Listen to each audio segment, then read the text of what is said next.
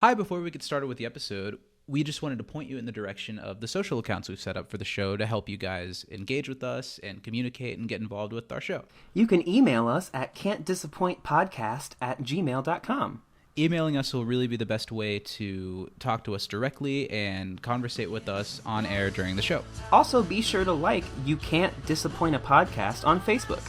And you can also follow us on Instagram at Can't Disappoint Podcast and Twitter at You Can't Disapod. That's disapod like disappoint. So there's one S and two P's. Well, thanks for tuning in, and let's kick off the episode. Here we go. Would you stop tuning that guitar? You are 105 years old. Tell me exactly what you did with your life to end up here so I don't make the same mistakes. Excuse me! But it's springtime, and I thought I might woo a few chicks.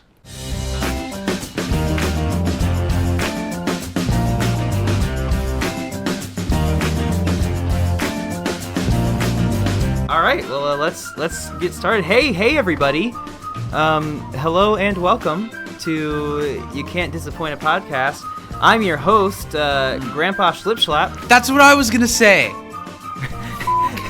Okay. And my co-host. We'll roll with this. No, we'll roll with this. Start over.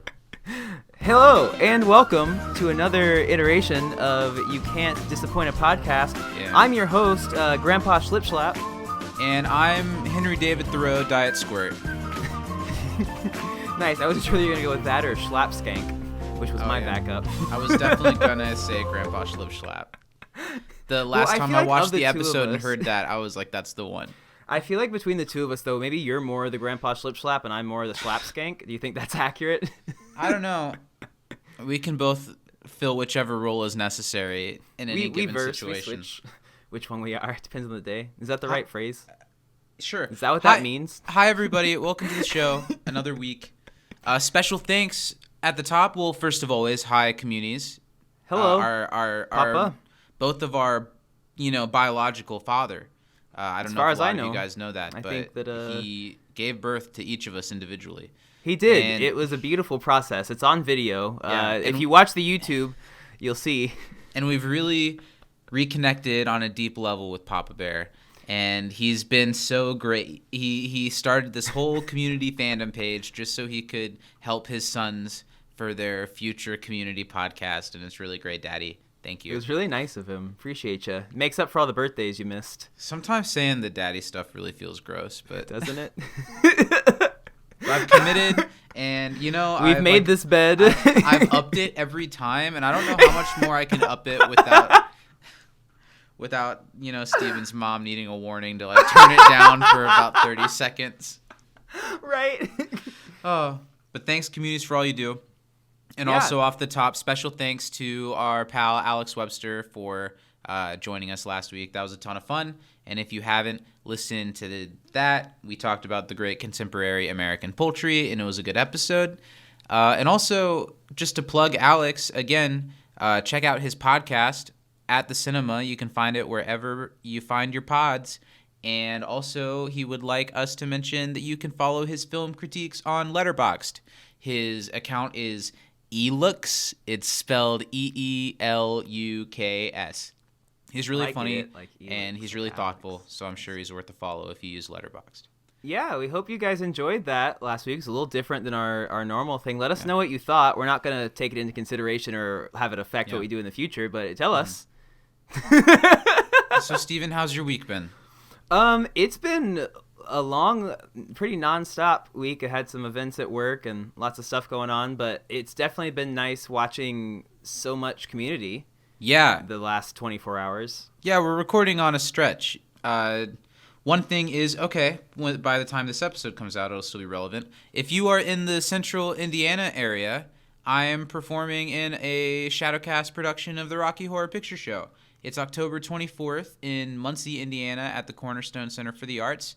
If you are able to come to something like that and you want more information, hit me up on the Twitter I will be Brad, and Steven will unfortunately not be Janet, but I'll be pretending he is the whole time. But I will be standing outside selling tomatoes, heads of cabbage, sharp objects for you to throw during the production. So if you want any more details about that, same thing, email us, YouTube DMs, Twitter soft mentions. Yeah, so we're kind of recording on a stretch to release over a longer period of time so we can do some spooky stuff. I don't know if you have much planned, but I think it'll be nice to... I'm going to work an extra day at the day that we usually record, and I'd like to go to like an apple orchard or something. I think it'd be fun to do some fall stuff. Oh, nice. But it's still really important to us to make a quality show for you guys to listen to every week. So this week we are talking about Season 1, Episode 22. We're so close to the end of Season 1.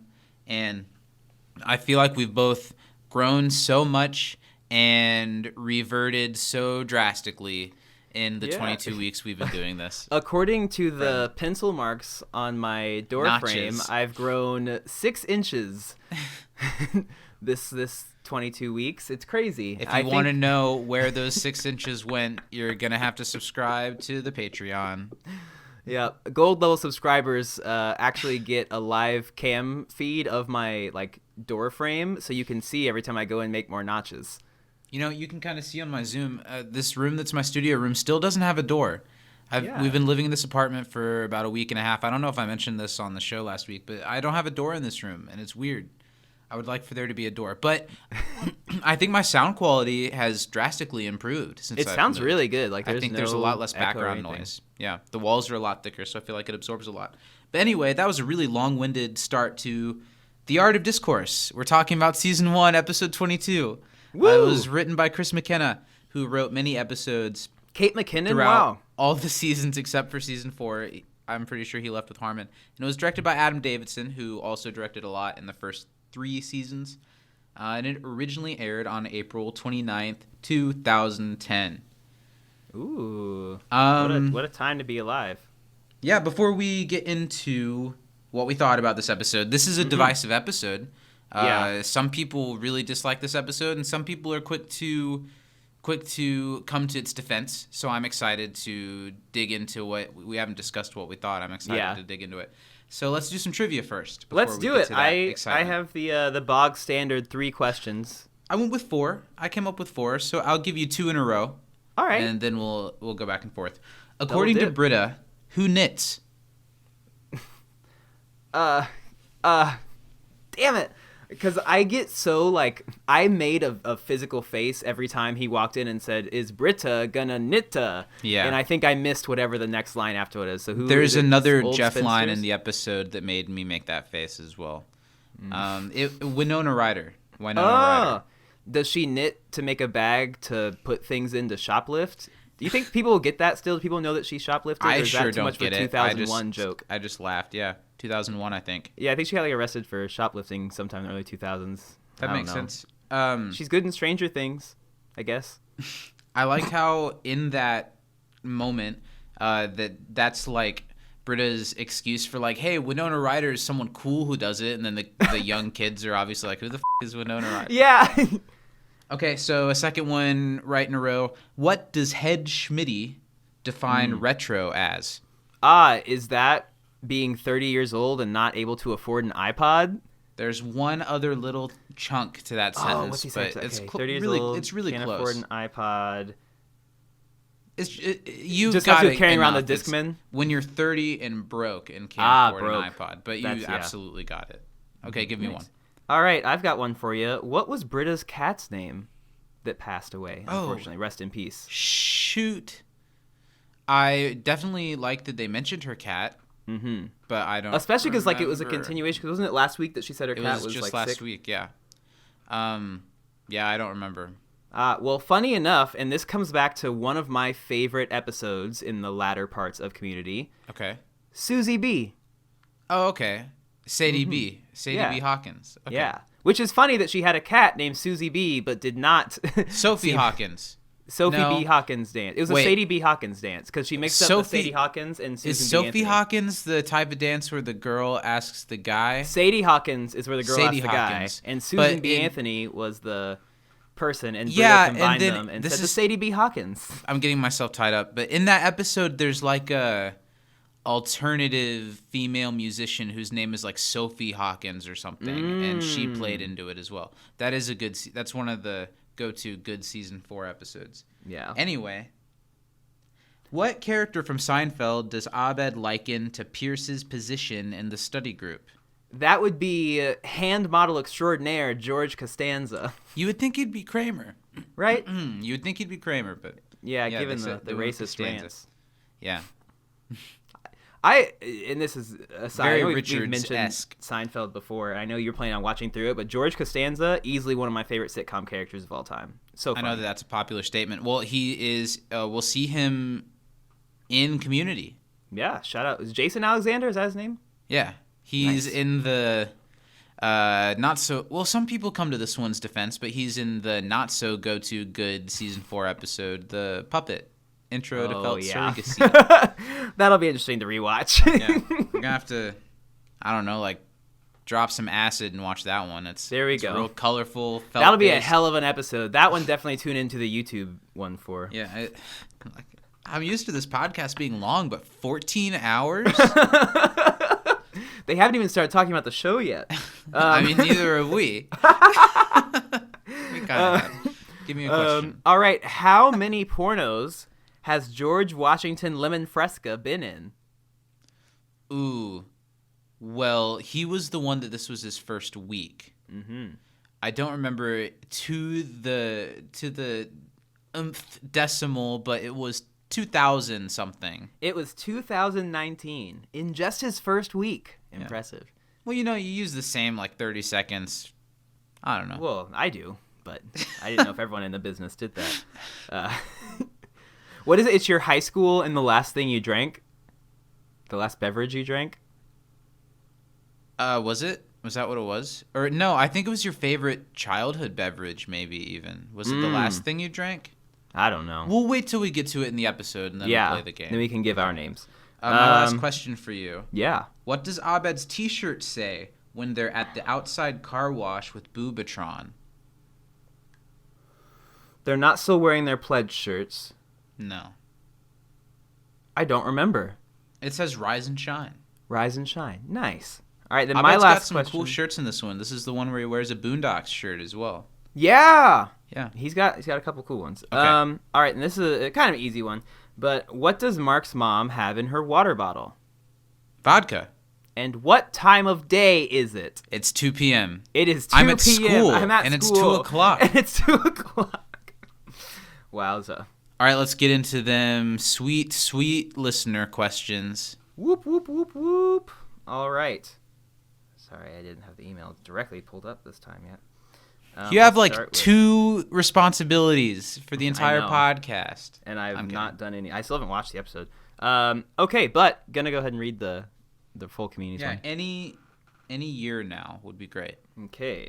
From our community daddy here. Not so much trivia, but looking forward to our reaction to Discourse. Without actual polling, have noticed that younger guys tend to like the episode more than any group, and he wonders what our reactions will be. Stay tuned and find out. Stay tuned. And here's the trivia.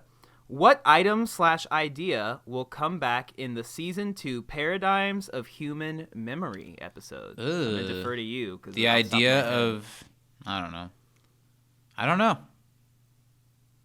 Yeah, it's been so long since I've seen season 2 that I do not know off the top of my I head. don't know. So got us there.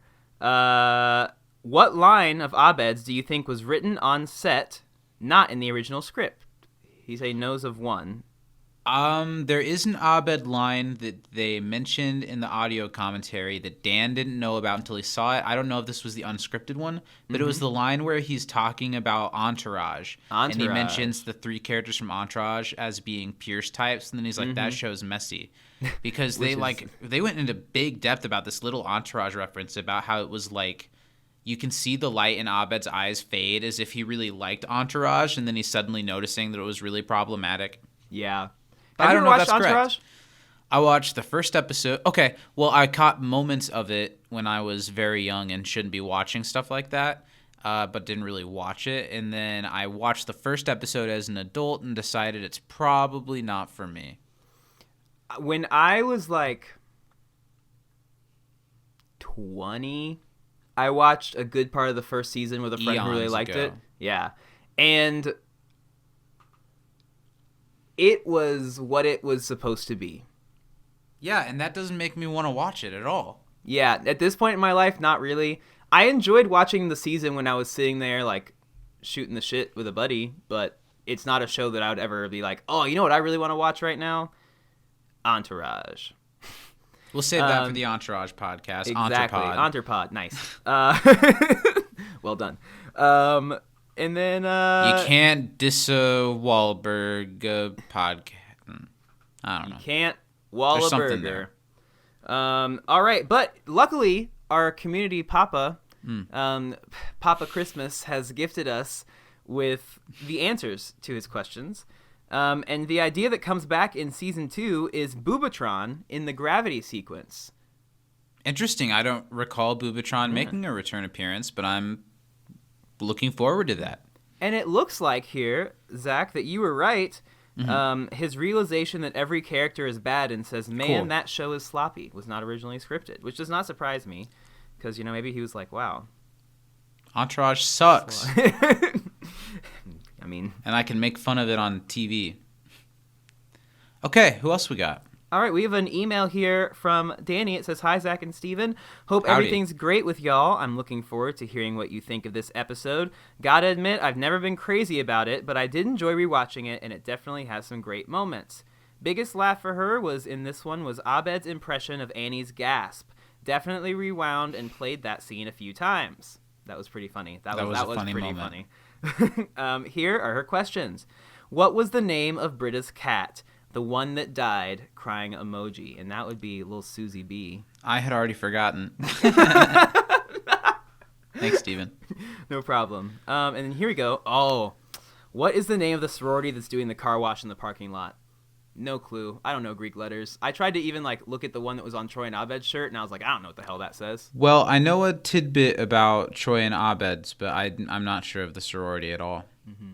I'm going to guess Di Kappa Bi. Okay, what is the number in Pierce's cubicle when he's sitting by himself in the library? Wow. I didn't know clue. they had numbers, but we will hopefully remember to look. You know we didn't know that one. Have a great day, Danny. Thank you, Danny. We got one of them. Don't tell me what to do. 33.3%. Sounds like my 12th grade ACP English grade. All right. Next email. It's from MJ. Hey, Zach and Steven. I hope this email reaches you in time. I'm literally listening to your contemporary Dear American sir, I poetry hope this letter finds you in good health. And in a position to help a man such as myself. Uh-oh. Is he about to blackmail us? The Reynolds pamphlet. MJ, Dear I thought Zach we were and cool. Steven. Oh, God, don't do that. So that he just listening to last week's episode, Contemporary American Poultry, and so far is enjoying hearing the fresh voice in the podcast. And Alex, love hearing his perspective as a filmmaker and his opinions on Goodfellas and The Joker. I hope he comes back for another podcast with you guys. Seems like he has a lot to say about this show. Unfortunately, Alex is dead. And you will never hear from him again. Things went real south as soon as we stopped recording. Yeah, and it's we really cursed him. unfortunate, but he was expensive enough for the first episode, and I don't know that we're going to be able to gather the Survivor money again to have him back. Sorry, it's hailing here. Oh. Yeah, there's ice bouncing. Well, I don't quite forgive you, but thanks for the apology. Yeah, sorry. Is your stuff safe? Are you good? Do you need to I'm attend good. to anything? I just, the sound I heard, it threw me off. I forget what I said, but I just all of a sudden Steven's face went, what? Gross. What did I say that it offended you so terribly? But yeah, the Survivor money's running a bit. He's a little rich for our taste. So we're gonna have some guy that has seen a movie before come on next time.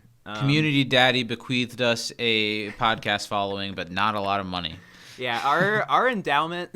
When I married Zach, he brought almost nothing in terms of a dowry. Mm-hmm. As we're did blood I. siblings and we married. Is that what we've implied this week? Shout out to the Midwest. This week on You Can't Disappoint a Podcast. What are you doing, step bro? Okay, Let's move on. We were doing something, right? We were, and MJ continued to say, I am very interested to hear your take on what I believe is one of the most hated episodes of Community. Me too. I'm starting to wonder if we're ever actually going to get to it. Maybe. Personally, I was very entertained by it, actually, even if the humor in it is very cringy and tasteless. I think the reason for that is because the episode gave us a chance to see the two of the most proud characters in the show get taken down a peg and be shown for how fragile they really are outside of the group. Yep. It also gives us a rare glimpse into Pierce and Shirley and how they perceive themselves within the group dynamic, which I think was very needed in this first season where we're still getting a feel for these characters. Shirley is definitely the MVP of the episode for me, mostly because she's the most sympathetic character in an episode where most of the main cast are the worst versions of themselves, including Troy and Abed, whose storyline I didn't enjoy as much. Blasphemy, don't ever talk bad about Troy and Abed again. Despite all of that, there are still some enjoyable moments in the episode, my favorite of which is the bullies making fun of Britta's Discman. As someone who still used a Discman in the early 2000s, I never felt so connected to a TV show character until that moment. That's incredible. That's great. Hope y'all enjoy my quiz this week. I think this is easier than my usual quizzes, but we'll see soon. Now, Zach, do you remember? I remember being a little kid. Like, it was definitely before my, having a Discman iPod is that years. where you're going? But I had a little CD player that I used to put the Shrek CD in and listen to, and the live action Scooby-Doo CD. I definitely had a little handheld CD player. I don't know if it was Discman brand, but quite I a remember when Discman, that was a go-to device. Mm-hmm. I sure do. I especially remember. So I'm 23 and I have a sister who's 31. So when I was very young, she was in high school, and I remember her having one and using it a lot and swiping it from her. So so she definitely was part of that time, and I was kind of just after it, but I got a lot of the hand-me-downs. Yeah. Sorry, I feel like a yawn. Great question, MJ. Thank you.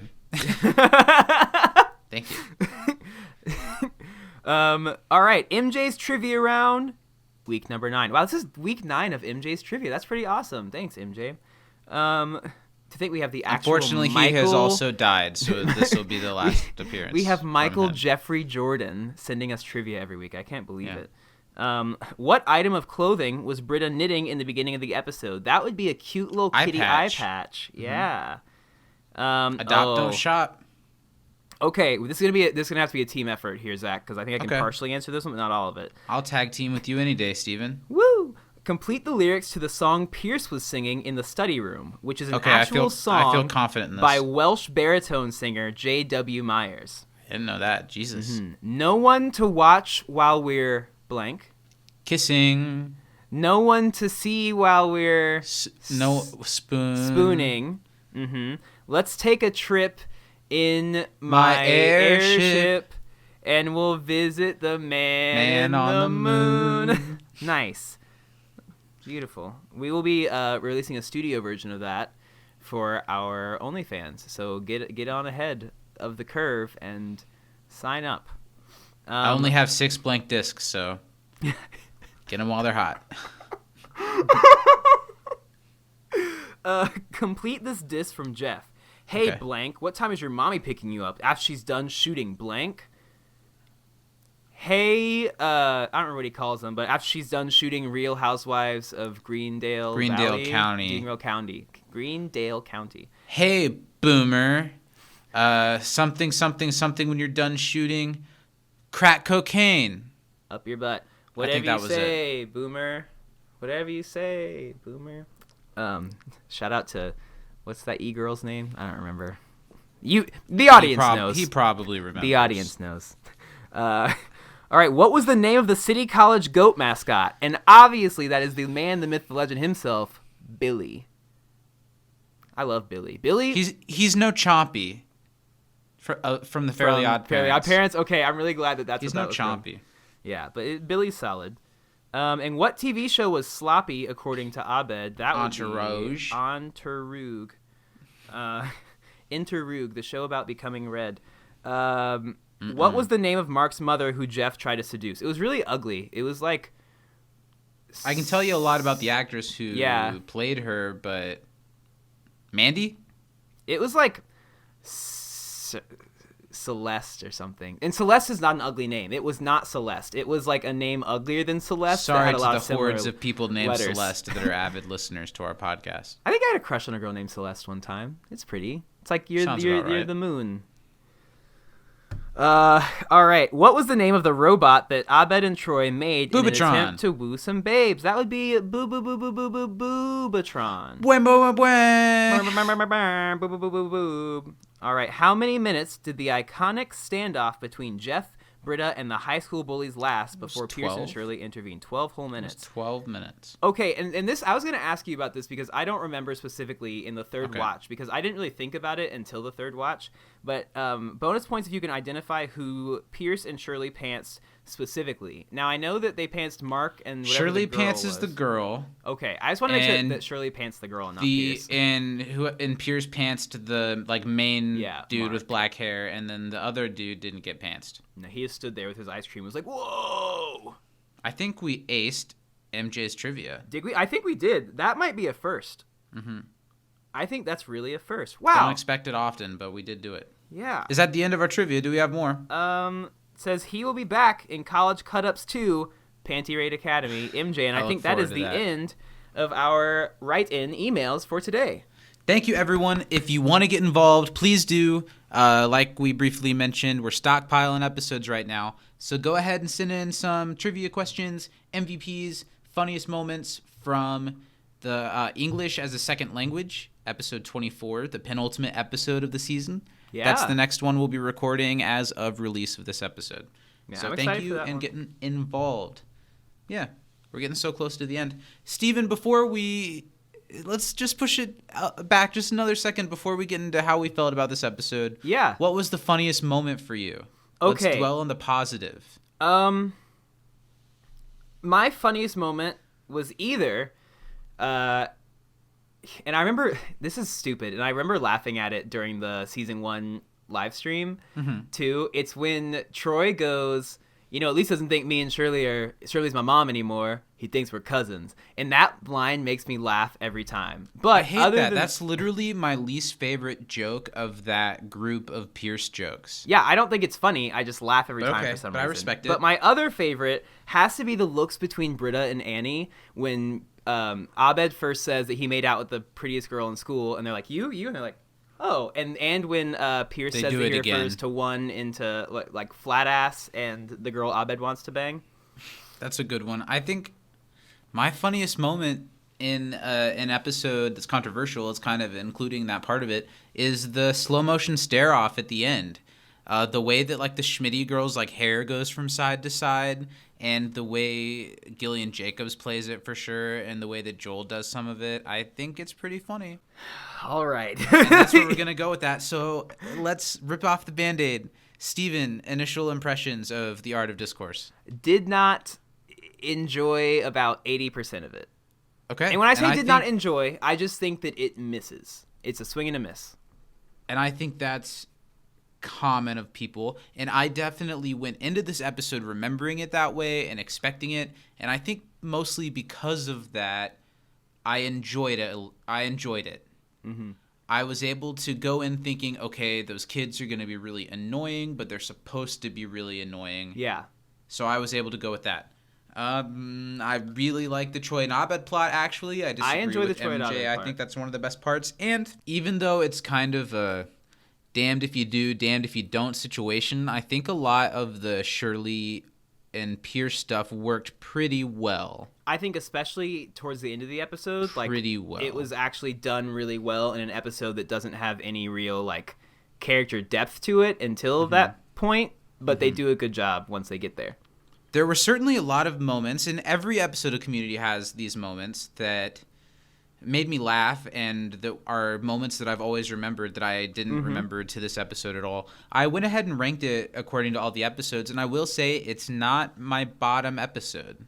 What's your least favorite right now? There are two that I've put below it as of right now. Oh. And I'm not going to reveal it because we're going to have a big season 1 roundtable at the end of the season. Hopefully with some friends. I actually prefer if it was just you and me at a big round table, but just us. But we have to sit next to each other, so it's really 6 feet awkward. apart. 6 feet apart. So it's not gay. So we'll discuss then. We'll discuss top and bottoms to all the deepest extent. Talk about tops and bottoms. Yeah. I had fun with this episode, but it's not one that I'm grabbing for again anytime soon. I don't know. No. I let's dig into it, okay? Let's blue skidoo. We can too. I will say that one of my almost highlights for the episode, which is not in the very first scene, but we'll get to it, is one of my favorite delivered Chevy Chase lines of the season. I think Chevy Chase killed just about all of his bits this episode. And to kind of go back to what we talked with Alex a little bit last week, I think some of it is because the type of material that he was given is the type of stuff that Chevy liked to say he was himself. eating this up. He was like, "Oh, this is the best episode of the show." But regardless, he performed it well. Mm-hmm. Yeah, it opens with some awkward interaction with Jeff and Britta. I feel like we're starting to get into this episode doesn't dwell on it at all, but we're starting to get into the end of season rebubbling of the sexual tension between the two of them just a little bit. I feel like they knew they were going to do that again soon. Yeah. So they put them together. They're eating lunch and Jeff is eating pie because he got a good grade on his final, and Britta mentions her cat again, which, like we mentioned, I thought was a really great throwback to last week. Some really good continuity in an episode that's pretty far removed from a lot of the stuff that's happened, I suppose. Yeah, for sure. She brings up her cat, and that it's been a couple weeks since she's gotten her last cat, and she talks about adopting another one potentially. So this knitting that she's doing and that Jeff is ribbing her for is a eye patch for her adopted cat because she has such a heart for animals. And I don't know, I've been having the kitty baby fever a little bit. Now that I'm in an apartment where I'm allowed to... Your cat is not going to like hearing that. I know. Now that I'm in an apartment where I'm allowed to have the cat that I have, we want another one. Oh, I really want a little cat. Yeah, cats are fun. Now, do you think that Britta, does she already have a cat picked out that has one eye, or does she just know that she's going to go there and look for one that's the most disabled one she can get? There you go. I think that's probably closer. It could go either direction. This is the first time that we see the teenagers that are probably the most controversial and, if you don't like this episode, they're probably why. Yeah. I think the people who act it and perform it are doing a pretty good job. They're doing exactly job what's of given. Being obnoxious high schoolers. And I have a couple of feelings about them. One is that teenagers aren't really like this, and it was written by people who are pretty far removed from being a teenager, and it was definitely an angle of how they think annoying teenagers are.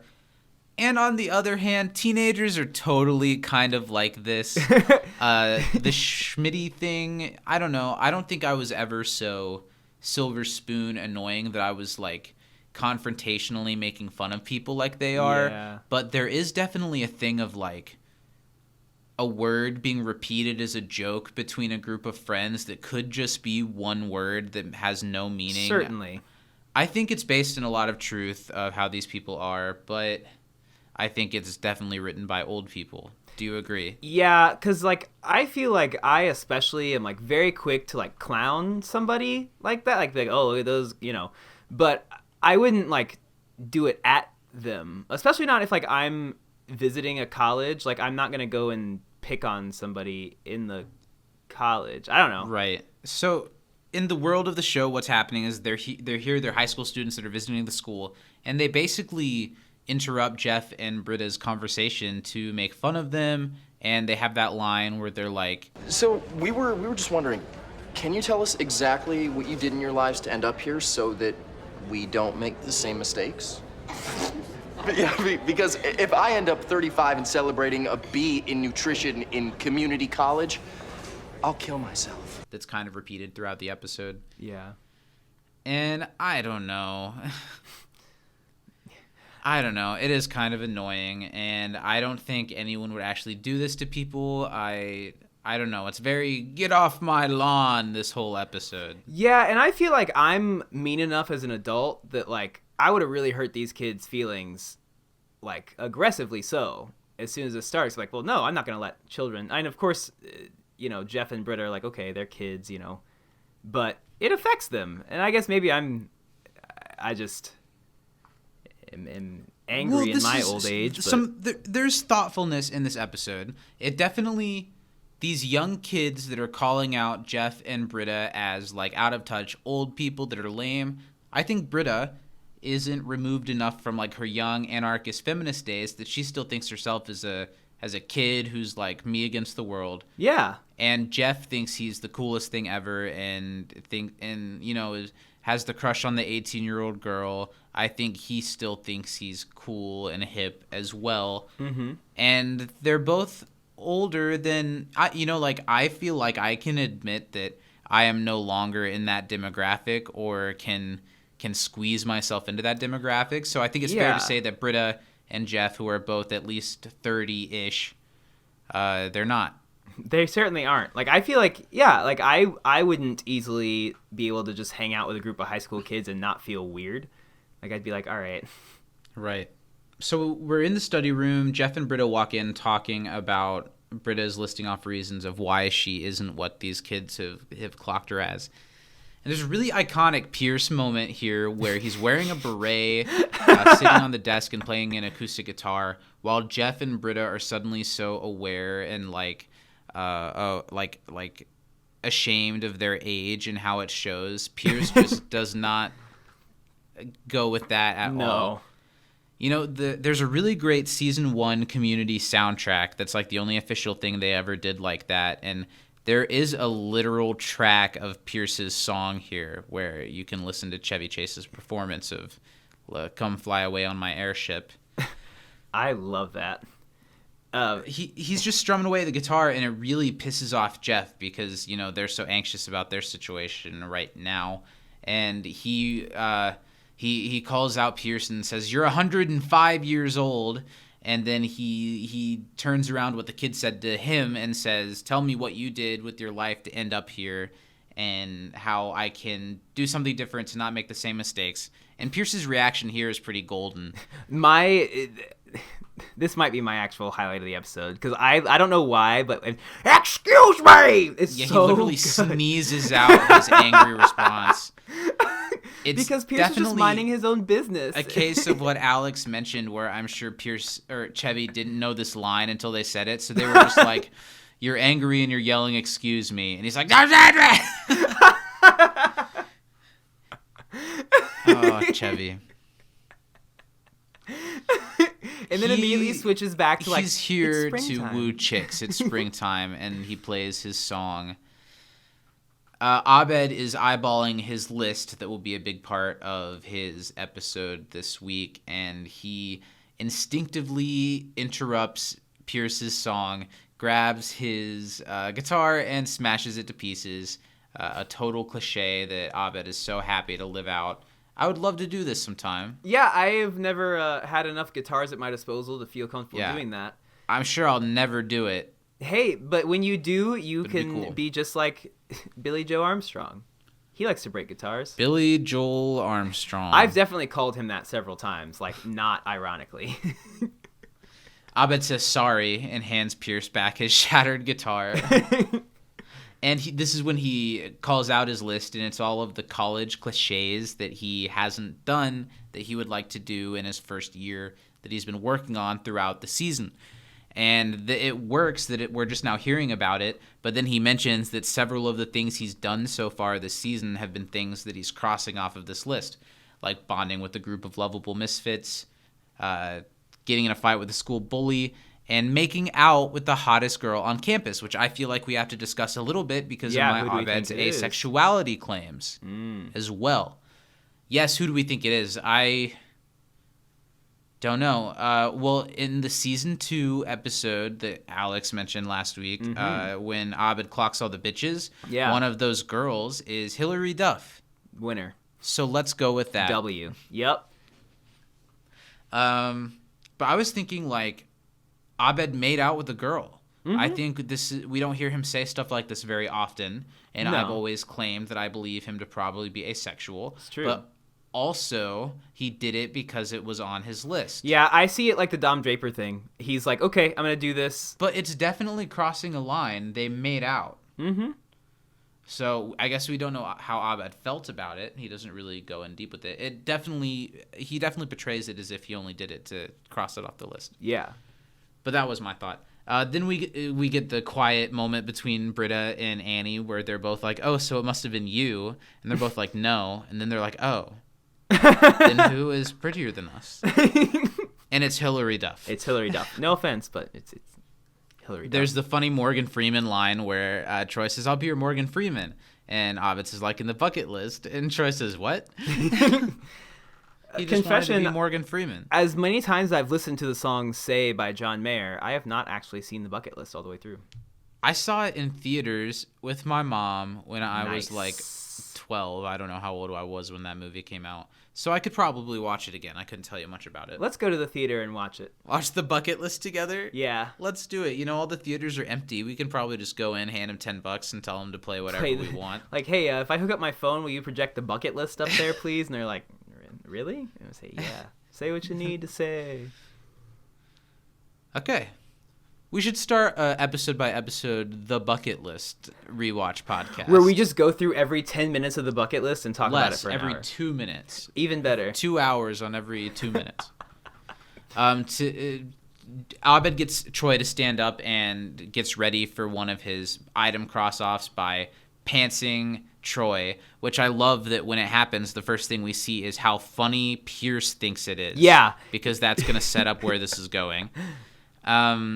Abed says, "Oh man, it would have been better if his underwear had giant hearts on them, but whatever." Which gets him to bend over, and Troy pantses him. So getting pants is also one of them. Which again, Pierce is even more thrilled because now there's been a second pantsing.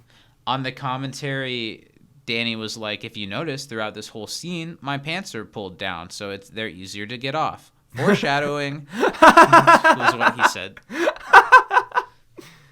That's amazing. So yeah, everyone's laughing about it and applauding the silly situation, and then we get a truly dark moment. Ooh. One One of the darkest Pierce moments. Not literally great. one of the times where Community knowingly crosses the line, and it is kind of funny. It's funny because we know how awful it is, but like if anything like had actually happened like this in a situation, it'd be Yes. very, very bad.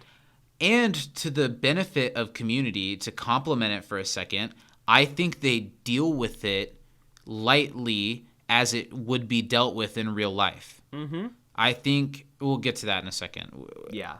Pierce pantses Shirley, who walks into the room not having had seen any of what had happened before. And the way that they shoot it's really tastefully. You don't really see anything. You don't see anything, which I like. But And immediately the entire room changes from laughing at the antics of Troy and Abed to complete disgust. You can just see Shirley's face, the embarrassment and the humiliation and the anger at what's going on. And Pierce just doesn't thinks it's hilarious.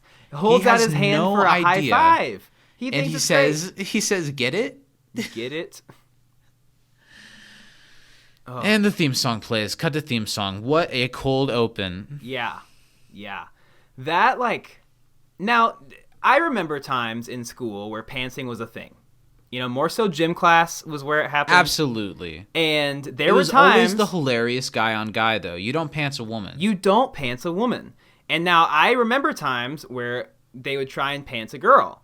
But, like, that shit's not okay. Like, Not okay. Rarely was it successful because, like, if any time somebody who tried to reach in that vein because they were like, oh, this is funny, like, and said they were going to do it, like, all the guys were like, no, because you'll be expelled from the school. Like, that's a no-no.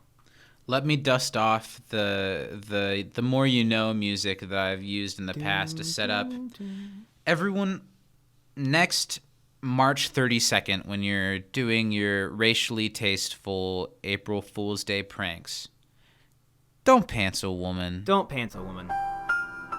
Thank Now, you. Zach, have you ever been, because I at least have a very, very strong memory of a time that I was pantsed and very embarrassed. But were you ever pantsed at a time that, you know, was not your favorite time to be pantsed?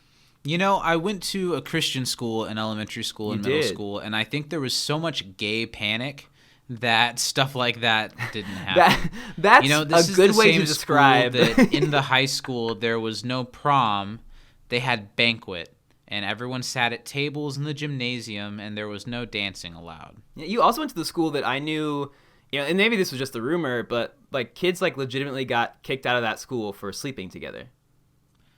Yes. Wow. So I feel like you were about to say something before I went on that tangent. So when I was in elementary school, Yes. it was recess. I was probably about 3rd grade.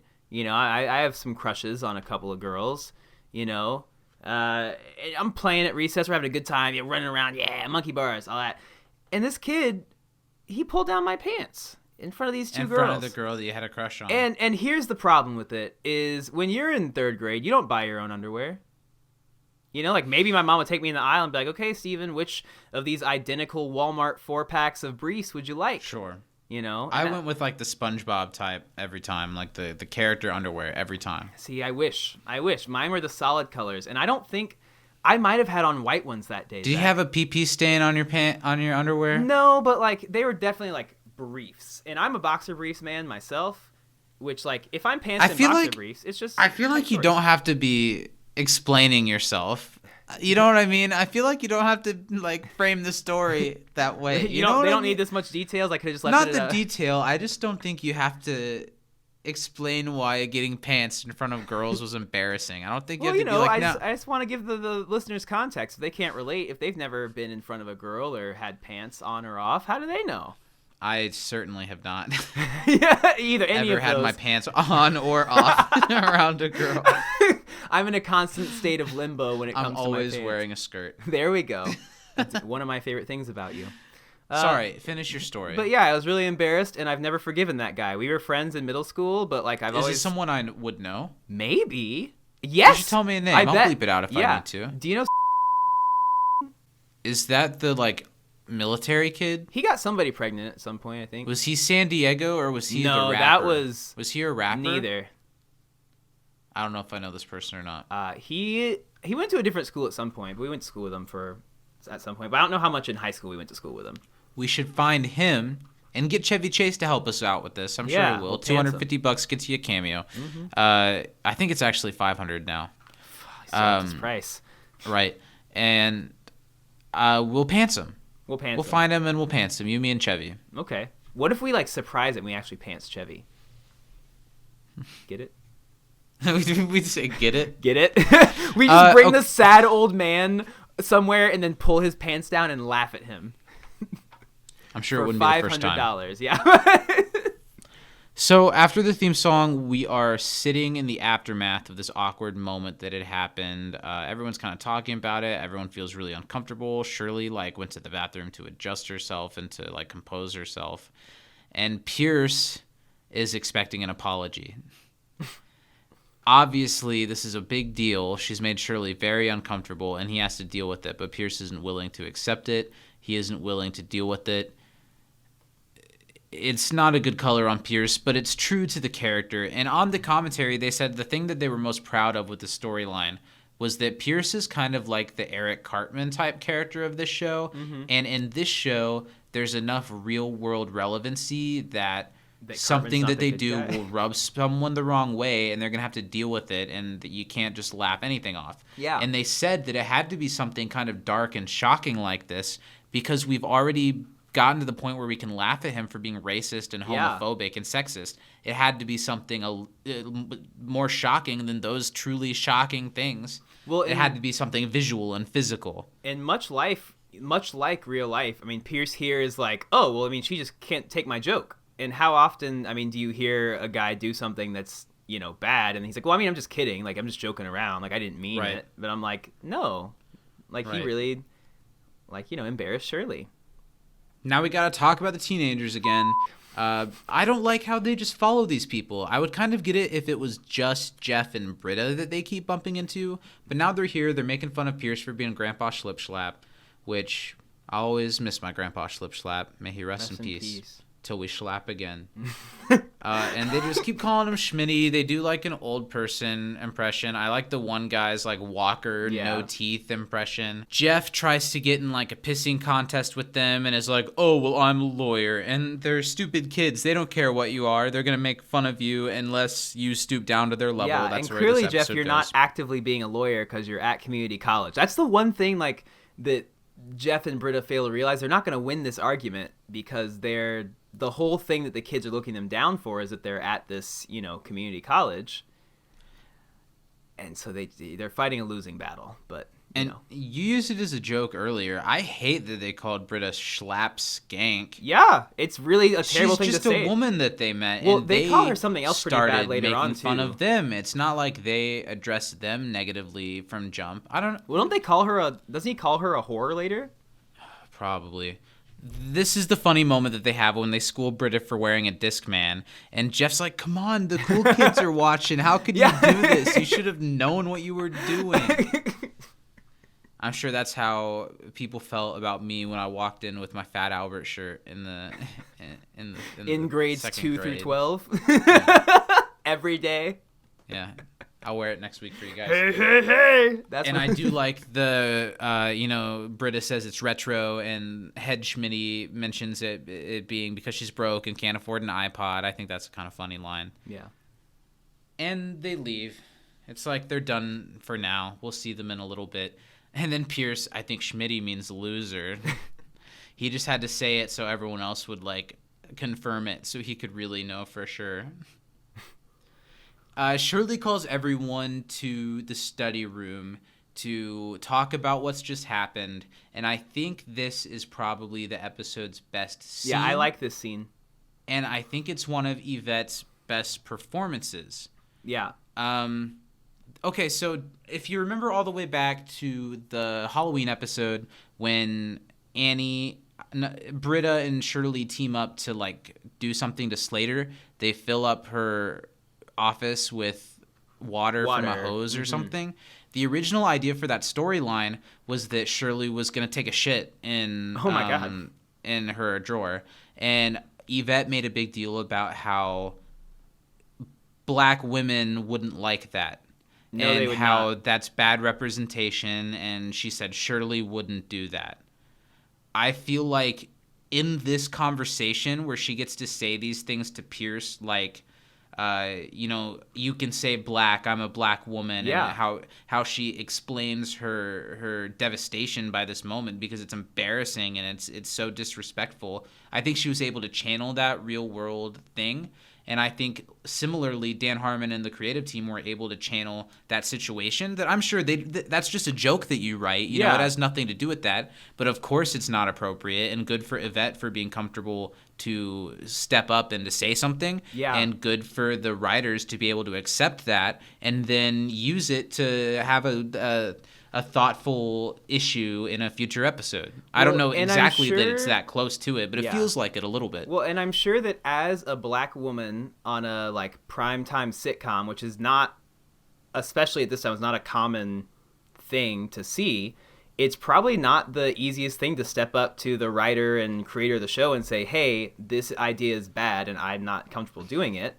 Yeah, and we all respect Dan Harmon's work so much, but I think it's pretty clear that he's not exactly the easiest person to be around all the time. I'm sure it was super intimidating. Mm-hmm. Yeah, so good on her. And I like you said, I think this scene is one of my two favorites in the episode. I think as a whole scene, definitely, but I think there's a couple moments. I like when Pierce is talking to Shirley later on. I think there's a couple of good moments, but this whole how kind of steadfast Shirley is, she's not kidding at all here. A lot of times in the show, even when somebody's serious, they'll throw in some jokes, but she's not joking, and I like that. And there are some jokes thrown into this scene, but this is one of the few scenes that's played completely serious, completely dry in the entire series so far. Yeah. Usually the show is even when they're trying to get your heartstrings or get you to feel a certain way, they're going to make a joke right after to make you feel stupid for having felt anything. Mm-hmm. You feel what Shirley's feeling, and you totally get why Pierce has got to go because of this. Mm-hmm. And it was cute when he was just the old guy that said stuff that was a little backwards, but this is... Even though the show does a good job of framing it in a way that Pierce's motive was innocent-ish, Yeah. But what he did was assault someone, and the show knows that and deals with it. Yeah.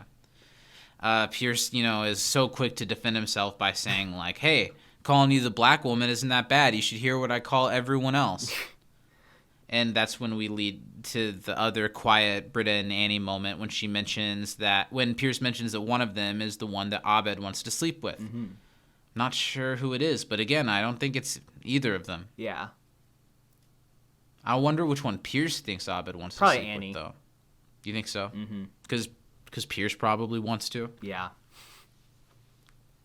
And then, they're all kind of calling out, Pierce for his behavior. Britta brings up, well, you always calling me a lesbian if the wallet chain fits. And then there's the joke that you like about Shirley and Troy being cousins. Mm-hmm. This one I thought, out of all of them, I could have done without. Yeah. But I respect that you think it's funny. Mm-hmm. The Abed being a terrorist one is another joke that's pretty deep and dark, but it's pretty funny too. What's funny is that he's like, I'm willing to take the chance because like Pierce says, well, if I'm wrong, I'm sorry, and if I'm right, I'm a hero, and you're welcome. Yeah, it's just very much a Pierce way of thinking. Seems like a lot of people's mentality. Mm-hmm. Said that Annie has a crafty Jew brain. Nobody knows how to take a compliment anymore. I mean, the way that Pierce embodies a lot of people right now in the world, like, oh, well, it's out of context. Oh, well, just take a joke. It's... Oh, no one can take a compliment anymore. Yeah. Shirley says, you know what, this dude's got to go or I'm going, and Pierce thinks he's so positioned to be the one to stay. And they totally lock him out of the study room, and there's a really funny tracking shot of Pierce walking down the hall with his shambles of a guitar, and Abed just closes blind after blind, so he can't even see into the study room. This is something that happens a lot in the show, where this is the first, like, Pierce leaves the study group storyline, mm-hmm. and there are a ton of them in season 2 and 3, and it's good that they waited this long to really do things like this, because it feels a little bit like they've been together for quite a while now, mm-hmm. so for something bad enough to have happened for them to kick Pierce out, it has a little weight to it, even though it's completely well-earned.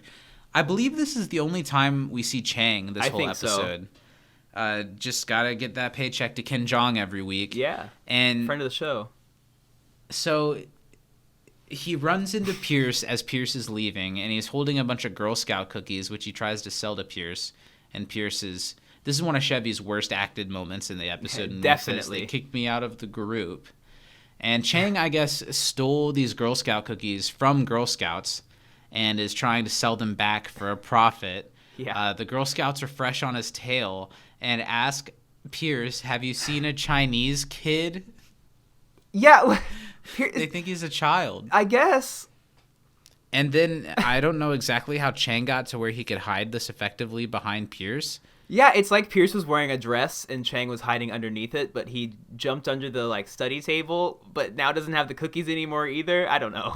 It's totally a moment just to work Chang into the episode. Yeah. It's a true stretch. It is, by all intents and purposes, a reach. Britta and Jeff are outside spying on these teenagers to try to find a way to humiliate them, which, as childish and immature as this storyline is, does kind of track for these characters to do something like this. Pierce walks by, and because, I don't know, Jeff and Britta, of course, side with Shirley and kick Pierce out of the group, but that doesn't mean that they're, cold shoulder to Pierce whenever they see him. They're like, hey, Pierce, what's up? And Pierce won't even look at him. He just walks past. Now, what are the chances? I feel like I had situations like that in high school. I feel like that happened, probably. Yeah, for sure. Where, you weren't really associating with somebody super closely anymore, but you didn't hate them. Or if you were friends with the person they used to date and then they broke up, but you don't dislike the person, so you're like, hey, but you're not gonna hang out with them. I feel like, I don't know if this is too much for the podcast, so I won't mention on what side or for why, but there was a time when Steven and I weren't supposed to speak with each other. Oh shit, that's true. And I feel like it was kind of similar a little bit. I feel like there might have been some situations where it's just we walked past in the hallway, and I turned my head back, and he didn't.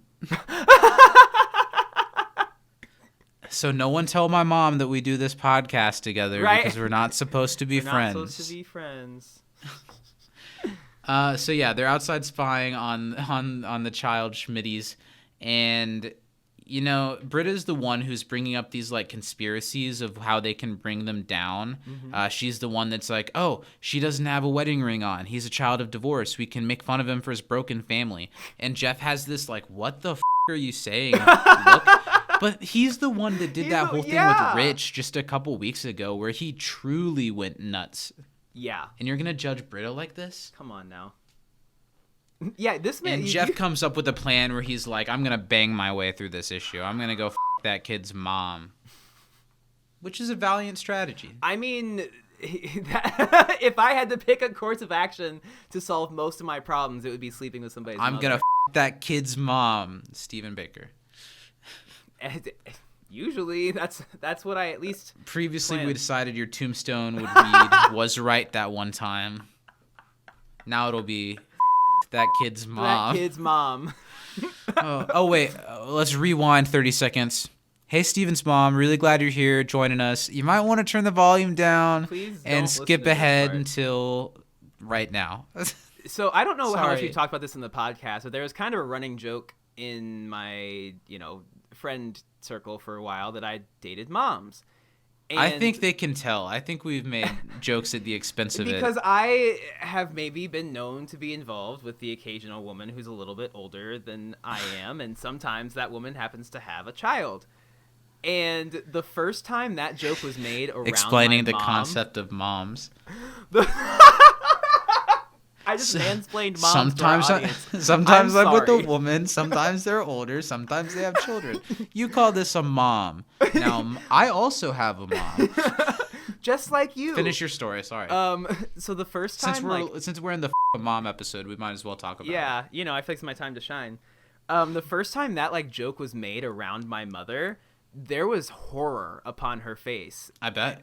Because she was so grossed out at the thought of that. And I was like, I don't know what to tell you, Mom. Am I allowed to ask, before that moment, had your mother known that you were involved with people that had children? Yes. But wasn't aware that it was a laughing matter or a thing with your friend group? Totally. I'm sure she heard it and it was horror because she was like, that's what I've always thought. She's like, my worst fears have come true. Sorry, Steven's mom. Come on the show. Tell us your take.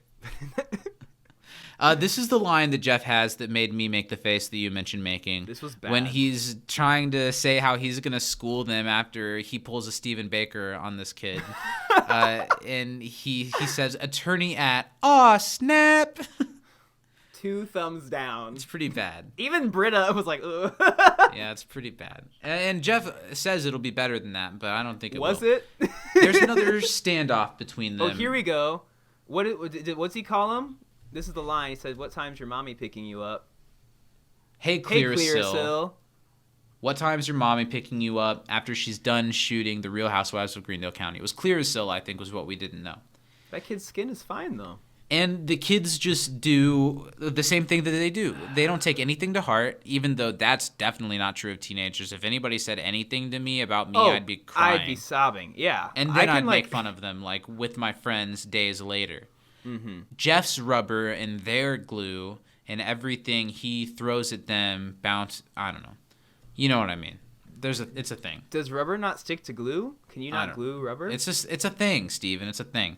It's just like a precursor to the end of episode confrontation between all of these, where everything Jeff and Britta try to throw at them, they just are a Schmitty, a duh, and Jeff and Britta can't help but feel like they have to explain their way out of the situation when they need to stoop to their level to beat them. I guess I don't know. It's a stupid storyline. It's dumb. It's dumb. It's not the best they've done, but. Every episode of Community has so many gems and lines that are golden stuffed into it that I can't say it's a bad episode. Here's where I'm at with it. I think that everyone in this episode gives a good performance at what they were asked to do. I just don't like what they were asked to do. And even the writers who wrote the storyline, the writers who wrote the script did just fine with what they were asked to do. Yeah. Someone said, hey, make this story, and they were like, there's this thing on TV shows, on comedies, where oftentimes 4 laughs a character is supposed to be really annoying.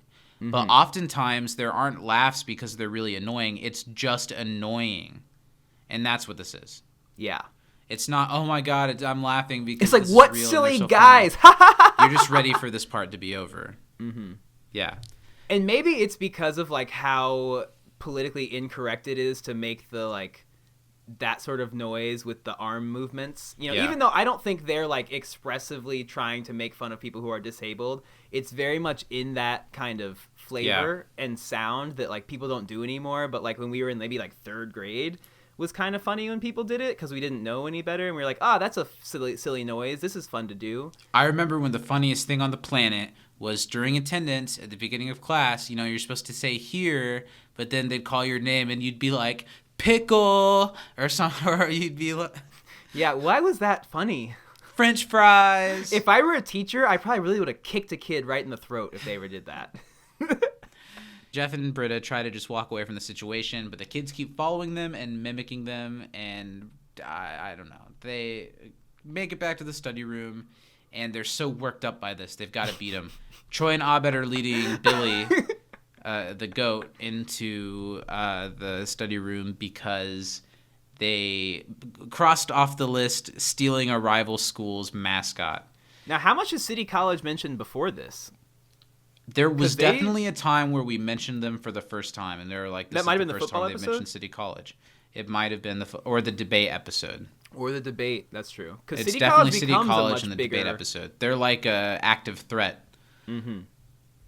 Are there schools where having a live animal mascot are still a thing? Butler and University of Georgia and University of Texas. They have like live dogs. A bulldog. Mm-hmm. And Texas has a whole like steer. Well, you know, our high school used to. Did they have a live Native American man running Oh around? my god. Well, we weren't always the Indians. Before we were the Indians, we were the Anderson Ducks. Ducks! We were the Ducks! And it's there true. was a live duck that was the mascot. See, I would... What are the odds that our Oh my country-ass small Indiana town ever reverts their prideful high school from the Indians back to the Ducks? I would love that. I would love it too. I want that to happen. Why did they change it in the first place? You're like, oh shit, that's not please, racist this enough. this can be cut, but I think it's Probably because all the not. white people in Anderson really love running around saying they're Indian, like that. Their words, not mine. Love saying they're yeah. Indian and throwing a powwow every year. And now I'm not gonna That's say that I definitely didn't staying go. I didn't say I didn't go to the powwow because that shit was lit and they had buffalo burgers. But we and I didn't. get down We were with that. kids and we didn't know until later how cultural ass appropriation. Oh, I that know how is. bad that shit was because they were all white, Zach. Okay, well I was white, so I didn't see it until I had I it literally was explained like, to my me. mom was like, "Yeah, no, this ain't it." Us white people will get angry and on board. We just have to have someone tell us, "Hey, this is bad, and This you is should bad." be You're like- angry about it." I'm like, "Oh, okay." Ah. When I saw a like 45-year-old white man sitting there tapping a Native American drum and moaning while some other white man with long hair played a flute, I knew that it was not for me. Hey, but they're 1/13 Samoan. Well, you know, I love when like the fractions they give don't work for like genealogy. Like they're like, well, It's like, how many parents did you have? I'm 1/18 Cherokee, and I'm like, Yeah, because one of your white ass relatives got a enslaved I'm sorry, person your great pregnant grandfather once. sexually assaulted 3 women, and now Maybe isn't today that we're recording Columbus Day? it absolutely is is. Columbus Day. Yeah, Christopher Columbus with like every I'm inch so of my glad being. that this came up while it's Columbus Day. This episode won't be released until long after Columbus Yeah. Day, but the comedic irony of that had to be brought up. Yeah. I had a first grade teacher that like really loved Columbus Day and like had the nerve to get me in trouble when I was like, my mom says that it should be called Indigenous Peoples Day because that's what they called it in college and blah, blah, blah, blah, blah. Now I wasn't so poignant with my words because I was like 6, but I was like, hey, Christopher Columbus, bad guy. And she said, he was not a bad guy. Don't interrupt me. Pull a card. Did you say Rouse? That would have been a hell of a time for me to stand up and yell a German word at her that I didn't know what it meant. Christopher Columbus. On the audio commentary, they made a lot of jokes at the expense of how the goat is sitting where Pierce would usually sit and why that's funny. All of Donald's interactions with the goat, where he like starts to talk to the goat, or he laughs with the goat, or explains to the goat what's going on, is very funny. And this entire scene is a pretty big highlight too. Why now that Pierce isn't there, they don't have an escape goat, as Troy likes to call it. They all kind of call out things about each other to say why they would be the new Pierce. They all are really defensive about why they're not the new Pierce. There's some really funny things in the sequence, like when they mimic Annie's gasp. That's pretty top notch. Or the line about like Pierce being like catching lightning in a bottle or like getting struck by lightning, and Troy has the line about his uncle or whatever that got struck by lightning and it didn't give him superpowers. He just masturbates in theaters. I didn't know that Troy's uncle was Pee Wee Herman. I didn't either.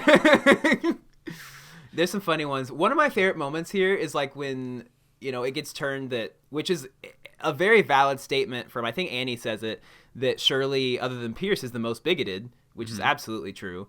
But that she's like, well, what about Abed? He's weird. And everyone's like, no, we like Abed. It can't. And Abed raises his eyebrows and he's even like, bring it on. He's like, yeah, let's do it. And they start to make fun of Troy for his lack of intelligence, which usually they let slide because Pierce is around, but it stands out more when Pierce isn't there. And he doesn't make it easy for himself, you know. He definitely gives him reasons. I like the line where they're like, maybe the new Pierce is Britta because she says bagel. And then the way Annie, I think, says, we do make fun of you for pretty much everything you say. Troy explains to the goat that she says bagel wrong, and the goat's like, I'm a goat. Jeff is probably the most defensive about not being the new Pierce because he thinks he's the coolest. He just can't handle it. The scene is great. And this feels like a normal Community scene. It doesn't feel like a Community scene in a episode with weird things happening. It feels like home. See, I know you don't like this scene as much, but it kind of reminds me of that scene from the episode where they all like look at each other as sexual prospects. It's just like those scenes where they all like nail into each other in the study group, and like there are tons of great moments like this. And in the future episodes, I'm really excited to tackle. They do where like the whole entire episode is just them doing this. Yeah, there's a couple real highlight episodes, especially where they're like trying to figure out who, you know, they're moving blame around.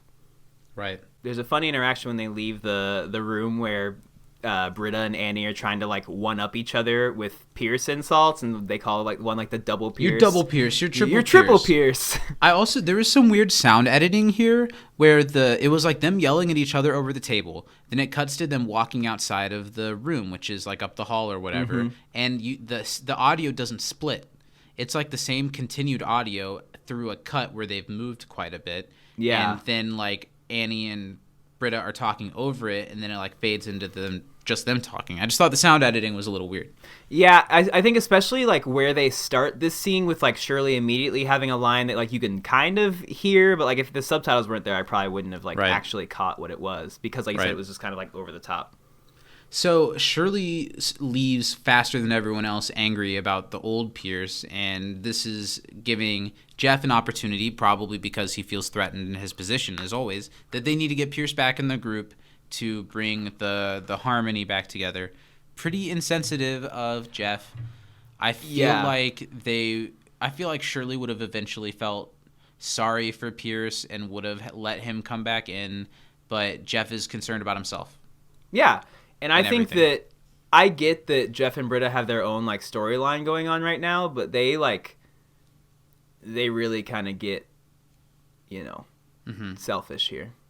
Mm-hmm. Another thing that rubs me the wrong way about this episode that I find kind of, I don't know what the right word to describe it is, but it's how Jeff and Britta keep like kind of repeating the stuff the kids said to them, like to the group. And I get that's because they're like, you know, bothered by it. Yeah. But I guess, I don't know.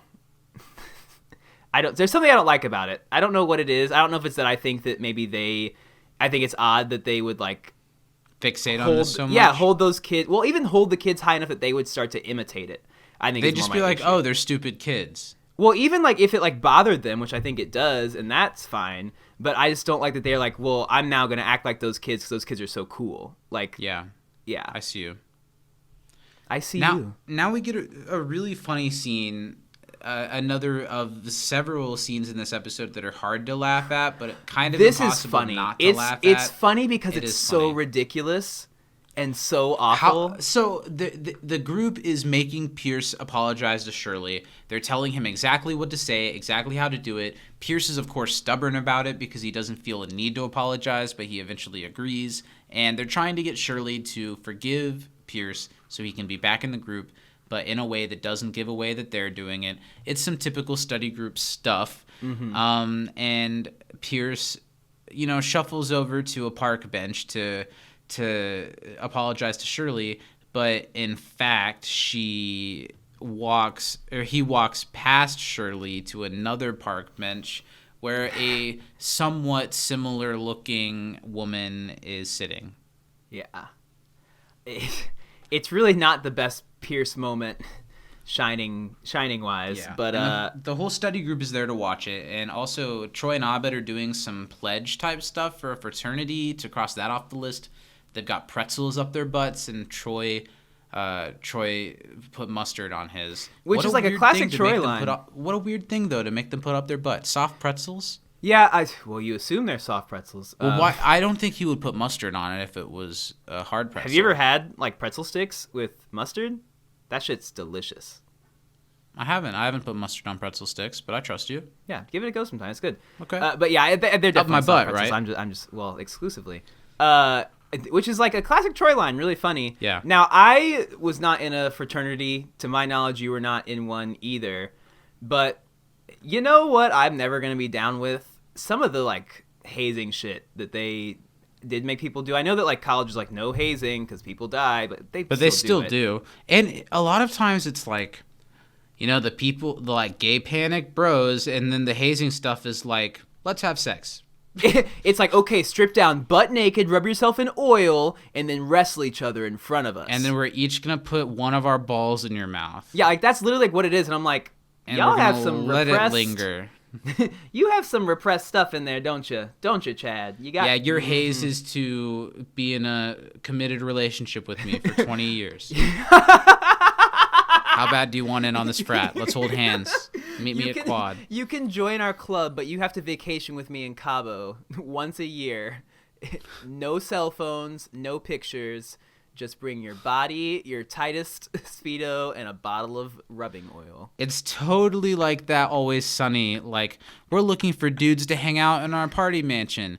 It's literally what a party mansion. A party mansion. And it's like nothing sexual. If fat, should be able to laugh at the funny things, and I don't know. That's like an invitation to a frat. Yeah. And I feel like, I get that there are fraternities that do good stuff and sororities do good stuff, but we went to a college that while we were in school had two frats get shut down for sexual assault. So that shit, Yeah. Hashtag not all frats, Steven. Hashtag frats lives matter, Steven. Frat lives matter. There we go. I'm kidding. They don't. Not the ones that, were at our school. What was the one that they said, I don't want to be an N-word SAE? Of cool frat guys that listen to this podcast. All like one of them. It's like, hey. So it's really cringy how far into the apology Pierce gets. He doesn't even notice that it's not Shirley until the actual Shirley makes herself known. I love, as it's about to happen, Jeff just goes, Yep. Because it's like the epitome of disappointed but not surprised. That's Pierce here. I would have loved to have heard more of Pierce's study group written speech when he's like, from the moment we first met, it's like he's about to give some wedding vows. Yeah. Which unfortunately we learn later on that they never wed. Yeah, it's a real shame. I love that Pierce memorized these lines that were for Shirley better than Chevy Chase memorizes his lines for the actual show. It was probably pretty close to the same. I like it that Shirley's still trying to read her book. He says that he didn't know it was Shirley because he's not wearing contacts, but he's wearing glasses. Glasses on. He's wearing glasses. Is there fraternity, is that Gamma Omega Phi? I did read online that the letters spell out OTP. Ah, so Omega, which is kind of like Theta. a throw to like that used to be what you said when you like ship someone. They're like the OTP. One true pair. I had to Google that when I was young because I didn't know what it meant. Pierce takes this being caught as a way to say screw you to Shirley and you owe me an apology, and that the study group wrote this, which makes Shirley mad at them, and they're all staring as as she comes to give her wrath, we get another classic Troy, just act like you sleeping. Pretend you sleep. Just act like you asleep. And Shirley is so justifiably angry and disappointed in these other people that she expected to have her back, that she says that she fully understands where she has always stood and that she's entitled to her pride until it gets in the way. Especially because they were all, like, actively on Shirley's side. They were like, Pierce, you've got to go, you know? But as soon as they're like, actually, things are a little inconvenient, let's bring him back. Fuck what Shirley feels, you know? And even, like, to the point of not even coming to Shirley to talk to her, but to try and, like, trick her into bringing him back in, like, that's shitty. Totally. Oh, no. As Shirley announces she's leaving the group, everyone's upset and calling for her to come back. And then the teenagers come back and make fun of them. I think they're a little bit justified because they're all, like, making a big deal in the quad about their study group membership status. But, yeah, the teenagers are back. They just make fun of them for crying, for caring about their friends. And we see another shot of the mother. She's totally that mother that's always wine drunk, you know, and she says, come on, I got to get to my bikini wax. Mm-hmm. And this actress we didn't go into before, her name is Lisa Rinna. She is one of the Real Housewives of Beverly Hills. Yes, she is a part of one of my favorite Real Housewives scenes of all time. It's the Real Housewives of Greendale County joke has a fitting connection to the actress's other work. She's done a lot. Throughout her career, she was in episodes of Baywatch. She was on Days of Our Lives for 4 years. She was one of the leads on Melrose Place. She's been in episodes of Hannah Montana and Big Time Rush. Ooh, now she was in Big Time Rush. Mm-hmm. She was, did she play, I was about to say one of the members by first name, and did she play his mom? But she absolutely did play I have no idea. James's mom. But like Pretty Boy, she played his mom. I just remembered. Wow. James was on Celebrity Big Brother. Wow. Mm-hmm. You know who's the real winner of Big Time Rush is? Carlos Pena, because he is married to Alexa Vega from Spy Kids. Alexa Pena. He's Vega. the real winner. And also Lisa Rinna was on a season of The Celebrity Apprentice with President of the United States Donald Trump. And then she was on Celebrity Apprentice All-Stars with President of the United States Donald Trump. I used to watch Celebrity Apprentice. I liked Celebrity Apprentice. I watched a little bit of The Apprentice, I'm ashamed to admit. And the last thing, she was one of the leads in Chicago on Broadway for a while. Are you serious? If Wikipedia is I never knew that at all. Wow. Yeah. That's pretty cool. So she's done all kinds of stuff. Reality star, movie star, TV star, theater star. Multi-talented. EGOT hopeful. I don't think so. Yeah, if she does her audiobook. Come on the show. I already forgot her name. Please, can we have Lisa Rinna on the show? Lisa, I would come really on. enjoy that. We know you're not doing anything. She'd Come have on, a ton Lisa, of insight. It's quarantine. You can't Beverly Hill when you're She'd be like Community. I don't remember that one. Jeff is going to get in with the mom of the Schmitty kids and get one over on them by having sex with her. It's a pretty solid burn. Mm-hmm. It's a pretty solid burn. You know, it's true because, like Britta points out, it's like a Dennis out, bangs Max. Mac banging Dennis's mom kind of thing. Because no matter what, you can say, "Well, I banged your mom," so. And they're all getting so excited about this childish thing that they're on, and everyone else is like, "We're upset about our friend who just stormed off, and you're worried about banging this kid's mom." It's very selfish of them. Mm-hmm. We cut to a later time, and Shirley is arriving to school as Pierce is also arriving to school. And it's just awkward. They avoid each other. Pierce isn't willing to accept any responsibility. Meanwhile, Jeff and Britta are waiting for the right moment to pounce on the Schmitty kid's mom. And I feel like Britta getting so involved in Jeff having sex with this woman is also a little bit of a hint towards Britta's sexual thoughts and desires for Jeff. It is a little interesting that her first thought was, "Oh, Jeff, sleep with this person," you know? Mm-hmm. Mm-hmm. So he goes out and acts like he's been jogging and asks her for an extra can of sports drink. Which she has and is happy to give. It's a really badly written flirting scene, but it works. It's not like they were actually going to make this a thing, so they just needed to get it out there real fast. and Britta's watching from behind the hedges. Okay, oh wait, what does it say? Kappa, Beta, Sigma? Yes, we're at the car wash. Troy and Abed are pushing Boobatron near it for another moment on the list. Is that what it said? Mm-hmm, I think so. Something like that. Kappa, Eta, Sigma? I don't think that's a thing. No. So the plan is someone's going to spill bong water on Boobatron, which makes him come to life, and it'll help them become the coolest guys and help them get babes. And this turns into, like, Abed gets Troy upset about something, and they have a like dramatic encounter, and it's so obvious that Abed's hamming it up and that Troy really feels it. Yeah. And it's just him having a thing on his list that's like ridiculous situation leads to dramatic encounter for the illusion of story. Well, and that was what's funny. Kind of funny about this is it makes sense that Troy would take it to heart, because this is what, like, the third time that Abed would have actually said, like, hey, like, you're my friend, you know, because we had the wonderful Fievel American Tail scene, obviously, and then there's also, like, the contest when, you know, it's like, I'm your friend, you're my friend, we do things for each other. Yes. So I don't know exactly what they're planning at this car wash, but they're full swing at that. Meanwhile, Shirley sees Pierce. He's in cubby 5. This desk with a number is numbered 5. And it's like they keep running into each other, so they have to finally address each other somehow. It's so awkward not to. Pierce explains himself and says he's old and he doesn't see well, He has which is on his probably glasses. hard for him to say, though. But yeah. You know what I mean? He doesn't call himself old. And I will say this is probably one of my favorite, at least the first chunk of this scene especially, one of my favorite, like, Pierce scenes probably this season, because it's one of the times where he gets serious and is vulnerable.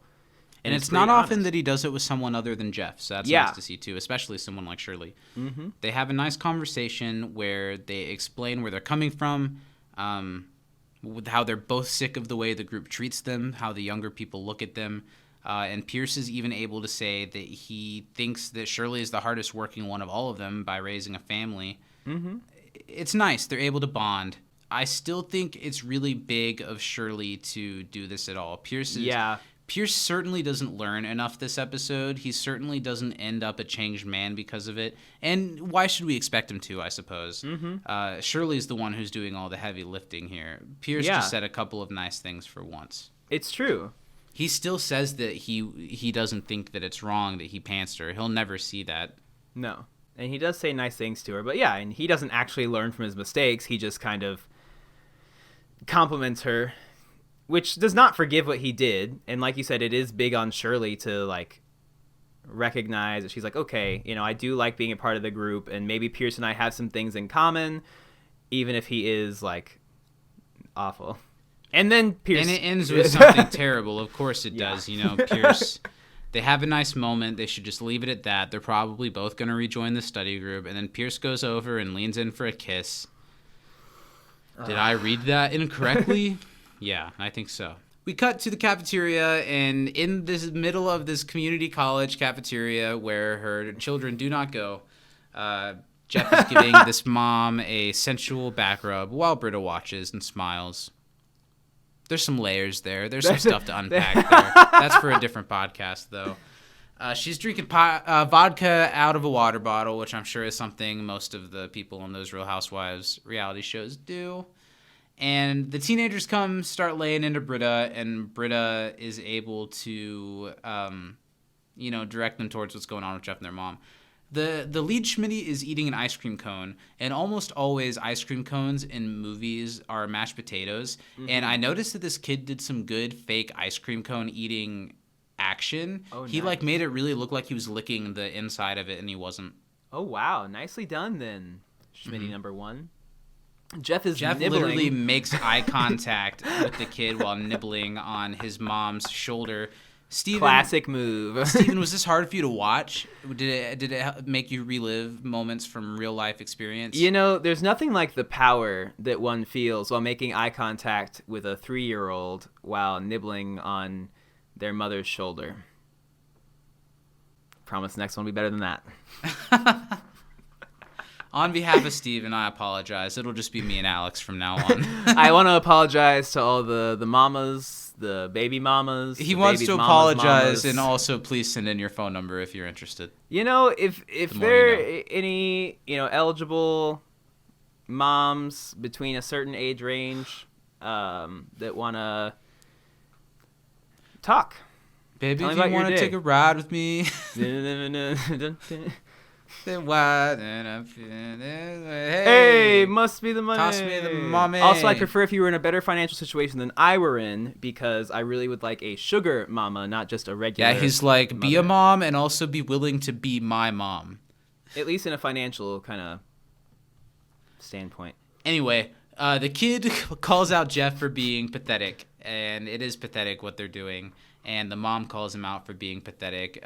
He's been pwned, as they bring up, which I feel like TV shows really tried to make pwned be like a young speak thing. Didn't they, And I though? feel like it only was for like a hot second. I said pwned barely. like 3 times while playing Modern Warfare 2. I think we all did. And that was about it.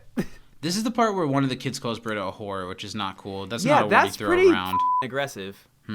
It may be a word that's allowed to be said on TV, but it's one of the few bits of profanity that's... there are only a few words that I feel like...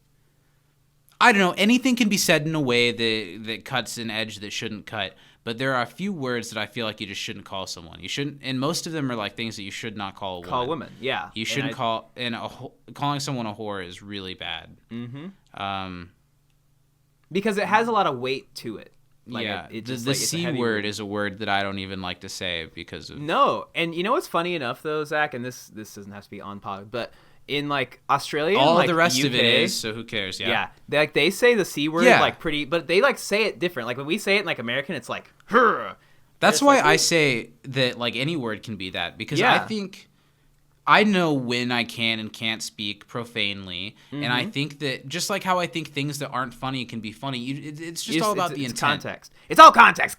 See that context. It's all about intent. I like to think that I'm not directing my foul mouth towards anyone's like respect. Yeah, I me don't know. too. Especially when I'm with that raggedy whore bitch Zachary that I do this. I'm gonna need to see you in my office after the podcast, Steven. Ooh. I'm sorry I'm not a mom, but Will there be Dalmatians? I can pretend. I- Okay, let's get our way through this.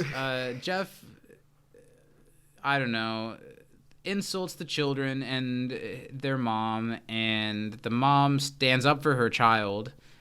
And this is what's leading into the big cumulative Schmitty showdown where Jeff and Britta start to stoop to their level and just mimic everything they say, start making all the noises they make. Yeah, one could say that, Schmidt is really hitting the fan here. The Schmitty really hits the fan. What are you looking at? What are you looking at?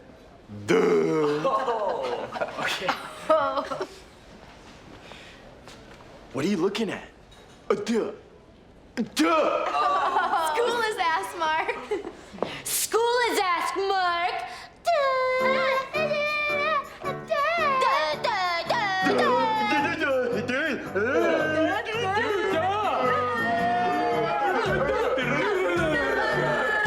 School is ass, Mark.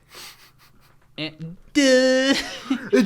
no, I don't think all of this is funny. The only thing that I said is my favorite, funniest moment are the slow-mo shots that we get of them doing this. There's a where it's really great face hyper-realistic. that Joel McHale does that reminded me of that I will let you put whatever adjective you want to put in front of this scene, but that scene in It where the clown is like doing like the like yeah. Yeah, I It know reminded me exactly of what you're that, but I talking enjoyed about. Joel McHale's face more than I enjoyed that scene of the clown doing that. All the storylines are joining together in the cafeteria to watch this truly bizarre but typical of Greendale thing that's going down in the cafeteria. Jeff and Britta are making fools of themselves. Pierce and Shirley are together walking into the room, rejoining their study group. And Troy and Abed are in togas, as is Boobatron. And Pierce has another typical of Pierce line. Why are they making fun of those handicapped kids? Which is a Which fair I laughed assumption about, if you don't because actually they're making know what's the going noises. Yeah, they're making the Ugh. derogatory They're making the noises that our president made. Yeah, when yeah. talking about someone who is disabled. Which we know There you Pierce go. is There's that shot. close. Yeah, I like that one. 12 After minutes later. Full 12 minutes of that. The people who decide they're going to put an end to this are Shirley and Pierce, who have now bonded over pantsing, and they're going to pants the Schmitties to throw them off their game. I guess the way you win this confrontation is by them not throwing back a duh or a mimicked phrase. It's by them saying something that then is mimicked. The rules are a little vague. Yeah. It's kind of like the whole sing-off thing in Pitch Perfect. Fast and loose. One of the Schmitty kids, when getting pants, says to Pierce, I think, "What are you, a priest?" Oh my god, I didn't catch that before. We didn't say it, they did. So. And they didn't say duh. So Jeff and Britta win, and it's such a big victory, and they're so excited, and I'm not quite to the point where I'll break out the I don't care that I had for basic genealogy, but it's really close. I will say it. I don't care. I think the situation is ridiculous enough that I was laughing at it more than I was annoyed with it. Whereas with Jeff and Pierce's stepdaughter, I was annoyed with it way more often than I was laughing at it. Mm-hmm. And the mom saying to her son, "You have embarrassed me by getting pwned."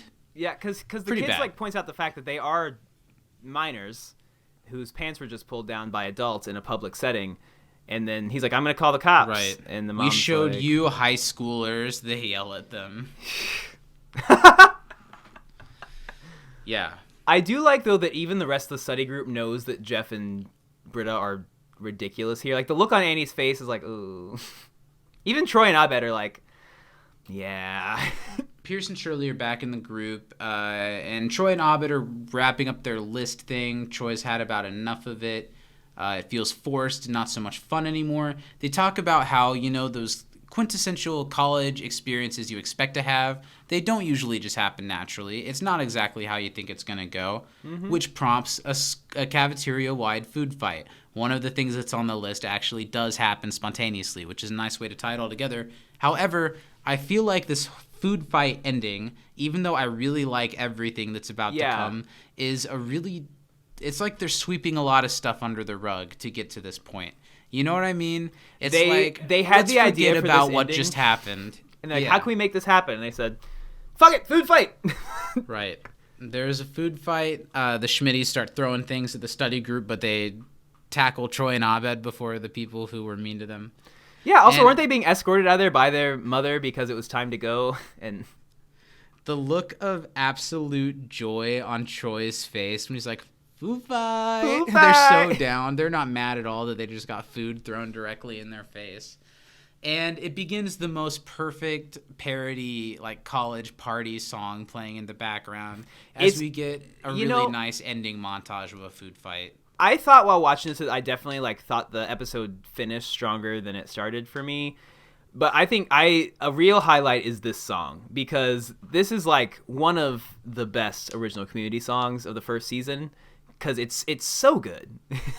And it's also a highlight, these little epilogue title screens that they give each of the characters. Yeah. However, to say another thing that's a strike against this episode, this is one of the first times where it feels like they're a little bit lazily putting the college movie tropes into the show, when they usually do stuff like this a lot more smarter and with more nuance.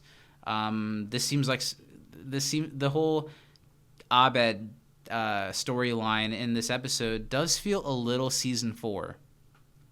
That feels like, Abed would do this and Community would do this, and it works for the most part, but it's a little base I wish level. that the Abed and Troy storyline were not in this episode.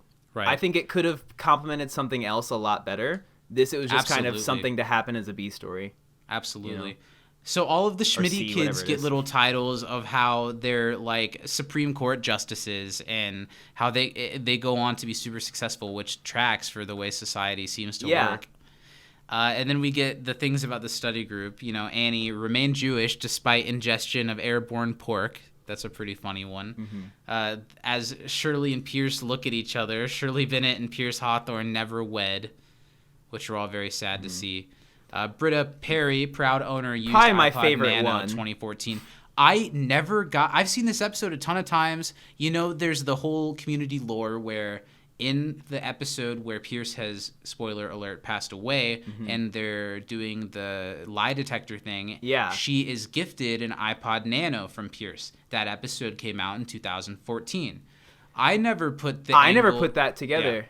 That's cool. I never put the angle from this episode that the reason that's her title is because of the line from earlier in the episode where they're like, what, you have a Discman because you can't afford an iPod? Yeah. And in 2014, she won't be able to afford whatever the new thing is, so she has an iPod Nano instead of like an iPhone. I never put that layer of the joke together until this time.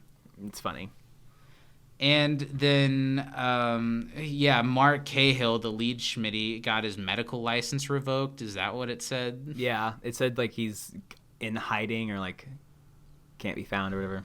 Jeff Winger banged Mark's mother twice. Did that happen before all this, or is that definitely still yet after? to happen? I think that's after. Yeah, they still banged. She didn't care that much about the poning.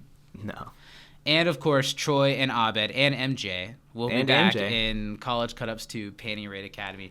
Let's play a game really quick. If we were in this food fight and it freeze framed on us, what would your epilogue title be? Ooh. Mine would be, is now happily married to Boobatron. They have 3 kids and live together in Minnesota. Mine would probably be, forgot about pledging fraternity, did not forget about pretzel and butt. Very nice. And we get to play another game here in a second. We do get to play another game. Because that was the last of the episode. Now we're to an end tag that's funny, but not one of my favorites. Yeah. It feels a lot more like they just put the camera on Donald and Danny, and this is what came out, rather than a set piece that they came up with. But they're playing the What's Your Porn Star Name? Yeah. It's the name of your grade school and your favorite soft drink. Okay, what would yours be, Zach? Nowadays, my favorite soft drink is not one I used to would have said, but I would probably say that my porn star name is Liberty Sprite. That's really perfect for you. Oh my god. Liberty Sprite. Well, we're a dynamic duo because mine's Erskine Sprite. Erskine and Liberty Sprite in. My mom used to work there. Yeah.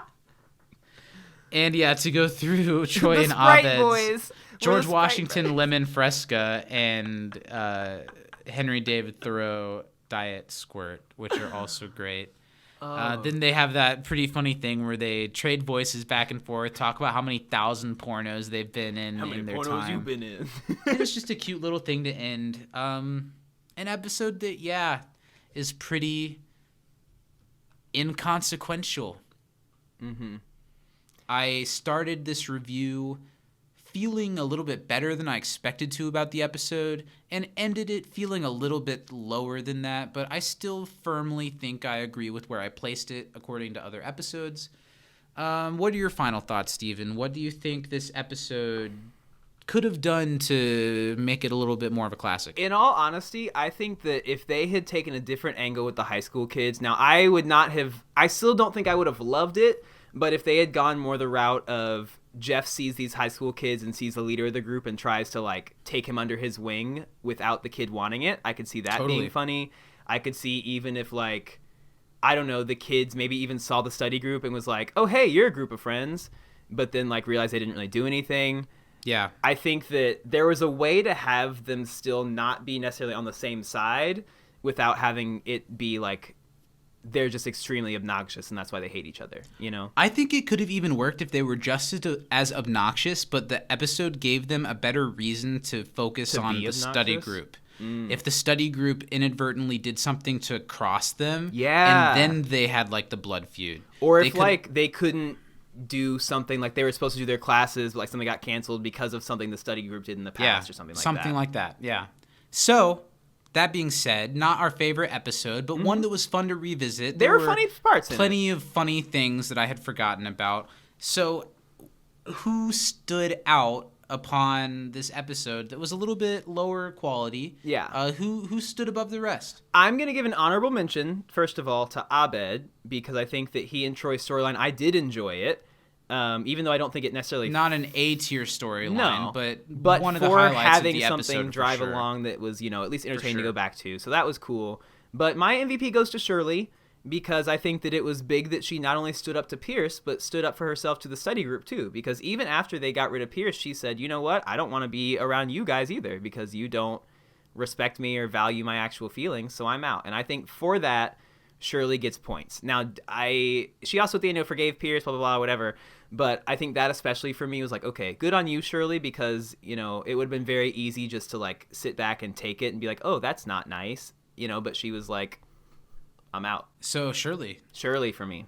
I think Abed and Shirley are both solid honorable mentions, I would say. Mm-hmm. Shirley, that one scene where she explains that Pierce needs to go is some of the best work Yvette does in probably the whole series. Yeah. But the episode doesn't do quite enough with her to make me want to give her the MVP. Mm-hmm. This could have been a great Shirley episode if they had done a little bit more with her take on what was going on. Yeah. But it was more about how the study group reacted to the confrontation than how the confrontation affected Shirley. Mm-hmm. And Abed's storyline was a highlight. I think for this backward ass episode, I'm going to give a backward ass MVP. Oh, no. And it's going to Pierce Hawthorne this week. Wow. He's awful in this episode. He's the most unexcusable he's ever been. And it's the most confidently the show has used the character. Mm-hmm. They used him really effectively, even if he is the worst guy in the room this entire episode. And Chevy delivers this episode. And on top of him being so unlikable this whole episode, they give him a ton of hilarious jokes. They do. So it's a backwards ass Listen, victory, but I'm going to give it to him. just based on the excuse me, I think he deserves it. So I'm not opposed to that. So yeah, that wraps up our coverage for this episode. It was a little bit of a backwards one, but I think this has been a really fun discussion. I've enjoyed talking to you about it. And if nothing else, this episode proves the point that even Community's worst is not actually bad, And I don't think this is Community's worst. We'll get there. We'll get there in a But I'm sure we'll see even then there are Right like points. really great moments to be found. To wrap things up, to talk about the weeks ahead, next week is going to be a little bit different. We're doing a Halloween special next week. We're really excited about it. We're going to be discussing and ranking all 4 of the Community Halloween episodes. It's going to be real spooky. So not only will we look back to Intro to Statistics, we'll get to look ahead to some of the Halloween episodes we'll be covering in the future and seeing how they hold up to the one we've done already. We're going to talk about Halloween traditions, favorite Halloween movies, just all kinds of stuff. And we're going to be doing it with a special guest. Of Advanced Community Studies fame, we're going to be having the one and only TV's Kevin Lanigan on with us. Kevin Lanigan, a.k.a. And we're very excited to get spooky with him. Kugler himself. Yeah, we played Among Us with him and some other community friends recently. It was a lot of fun. Yeah. So we're really looking forward to put that out to you. Afterwards, the week after, it's going to be a huge episode as we tackle the community classic. If there was a Mount Rushmore of community episodes, Modern Warfare would certainly be one of them. It has to. The week after Halloween, we'll be back to cover that one. And in the meantime, if you'd like to send us in trivia, MVPs, and funniest moments, go ahead and do so for English as a second language. That's the next episode we're taking questions for. Steven, where can the people find us to communicate with us? Well, other than our YouTube channel, You Can't Disappoint a Podcast, we're also on Twitter at You Can't Disapod. We are on Instagram at Can't Disappoint Podcast, and we're also on Facebook at You Can't Disappoint a Podcast. No. Oh, yeah, no, you're right. I was just ready for you to be wrong. I know. I actually know them now. 22 weeks in, I finally got it. We're really excited as we're wrapping up the first season, kind of reflecting on not just the first season of Community, but the first season of our podcast and getting ready for what will come in the second. A lot of plans we've got that we're excited, and we're glad that you're joining on with us. I think this about wraps everything up, unless you have any final words for our people. No, just thanks again to Communities and all our listeners, and it's really, really awesome getting to interact with you guys and read your emails, and it really means a lot to us that you guys are listening and watching, and you sure don't disappoint us. From inside the Dreamatorium, I'm Liberty Sprite. And I'm Erskine Sprite. Black Lives Matter. Boobatron 2020. We'll see you next week. Please write in Boobatron on your. Please don't though. Write in Please Boobatron don't on your though. ballots, for the love of God. Yeah. Please don't. Any vote not for Joe Biden's a vote for Donald Trump. Thank you. Have a nice week. And we're out. Bye, everybody. Bye. I don't wanna take a test unless the question is where's the party and the answer is me.